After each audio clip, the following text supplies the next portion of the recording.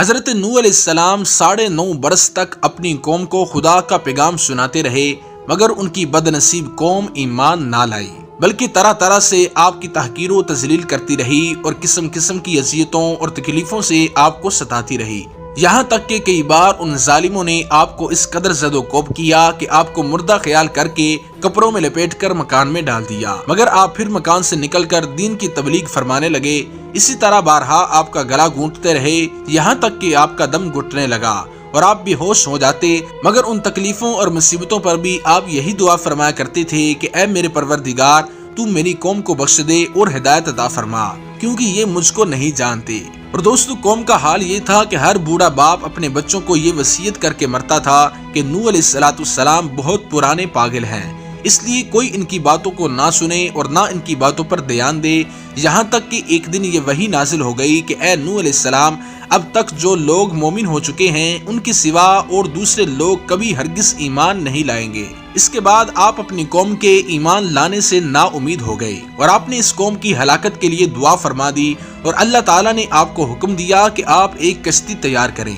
چنانچہ 100 برس میں آپ کے لگائے ہوئے ساغوان کے درخت تیار ہو گئے اور آپ نے ان درختوں کی لکڑیوں سے ایک کشتی بنائی جو کہ 80 گز لمبی اور 50 گز چوڑی تھی، اور اس میں 3 درجے تھے۔ نچلے طبقے میں درندے، پرندے اور حشرات الارض وغیرہ تھے، اور درمیانی طبقے میں چھپائے جانور وغیرہ تھے، اور بالائی طبقے میں خود اور مومنین کے لیے جگہ بنائی۔ اس طرح یہ شاندار کشتی آپ نے بنائی اور 100 برس کی مدت میں یہ تاریخی کشتی بن کر تیار ہوئی، جو آپ کی اور مومنوں کی محنت اور کاریگری کا ثمرہ تھی، جنہوں نے بے پناہ محنت کر کے یہ کشتی بنائی تھی۔ جب آپ کشتی بنانے میں مصروف تھے تو لوگ آپ کا مذاق اڑاتے تھے، اور کوئی کہتا تھا کہ اے نوح، اب تم بڑے ہی بن گئے ہو، حالانکہ پہلے تم کہا کرتے تھے کہ میں خدا کا نبی ہوں۔ کوئی کہتا کہ اے نوح، اس خشک زمین میں تم کشتی کیوں بنا رہے ہو، تمہاری عقل ماری گئی ہے۔ غرض طرح طرح کے تمسخر اور استہزاء کرتے اور قسم قسم کی تانا بازیاں اور بد زبانیاں کرتے رہتے تھے، اور آپ ان کے جواب میں یہی فرماتے تھے کہ آج تم ہم سے مذاق کرتے ہو،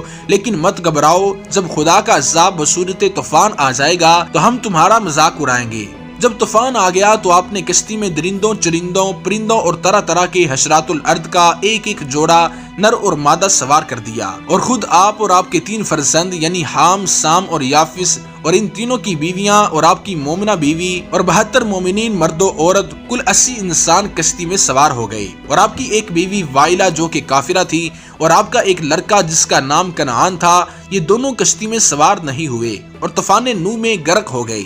ایک روایت میں آتا ہے کہ جب سانپ اور بچھو کشتی میں سوار ہونے لگے تو آپ نے ان دونوں کو روک دیا، تو ان دونوں نے کہا کہ اے اللہ کے نبی، آپ ہم دونوں کو سوار کر دیجئے، ہم عہد کرتے ہیں کہ جو شخص سلام علی نوح فی العالمین یہ پڑھ لے گا، ہم دونوں اس کو ضرر نہیں پہنچائیں گے۔ تو آپ نے ان دونوں کو بھی کشتی میں بٹھا لیا۔ دوستو، طوفان میں کشتی والوں کے سوا ساری قوم اور کل مخلوق غرق ہو کر ہلاک ہو گئی، اور آپ کی کشتی جودی پہاڑ پر جا کر ٹھہر گئی۔ اور طوفان نوح کے ختم ہونے کے بعد آپ کشتی والوں کے ساتھ زمین پر اتر پڑے، اور آپ کی نسل میں بے پناہ برکت ہوئی کہ آپ کی اولاد تمام روئے زمین پر پھیل کر آباد ہو گئی، اس لیے آپ کا لقب آدم ثانی بھی ہے۔ دوستو، یوں تو اللہ تعالیٰ نے حضرت نوح علیہ السلام کو 200 برس پہلے ہی بذریعہ وحی مطلع کر دیا تھا کہ آپ کی قوم طوفان میں غرق کر دی جائے گی، مگر طوفان آنے کی نشانی یہ مقرر فرما دی تھی کہ آپ کے گھر کے تندور سے پانی ابلنا شروع ہوگا۔ چنانچہ پتھر کے اس تندور سے ایک دن صبح کے وقت پانی ابلنا شروع ہو گیا،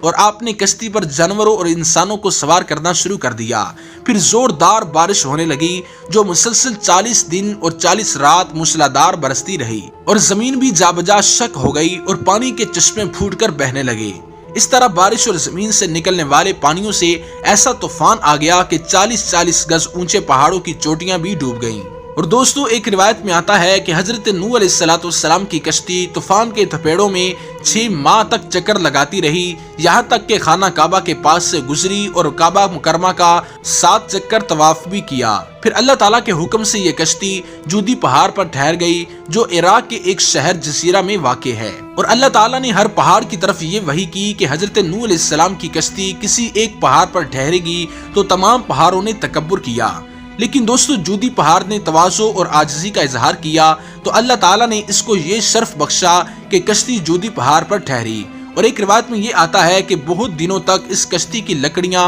اور تختے باقی رہے تھے، یہاں تک کہ اگلی امتوں کے بعض لوگوں نے اس کشتی کے تختوں کو جودی پہاڑ پر دیکھا تھا۔ محرم کی 10ویں تاریخ عاشورہ کے دن یہ کشتی جودی پہاڑ پر ٹھہری، چنانچہ اس تاریخ کو کشتی کی تمام مخلوق یعنی انسان اور جانوروں، پرندوں، حشرات الارض وغیرہ نے سب نے شکرانے کا روزہ رکھا، اور حضرت نوح علیہ السلام نے کشتی سے اتر کر سب سے پہلی جو بستی بسائی تھی اس کا نام سمانین رکھا گیا۔ عربی زبان میں سمانین کے معنی 80 ہوتے ہیں، چونکہ کشتی میں 80 آدمی سوار تھے اس لیے گاؤں کا نام سمانین رکھ دیا گیا۔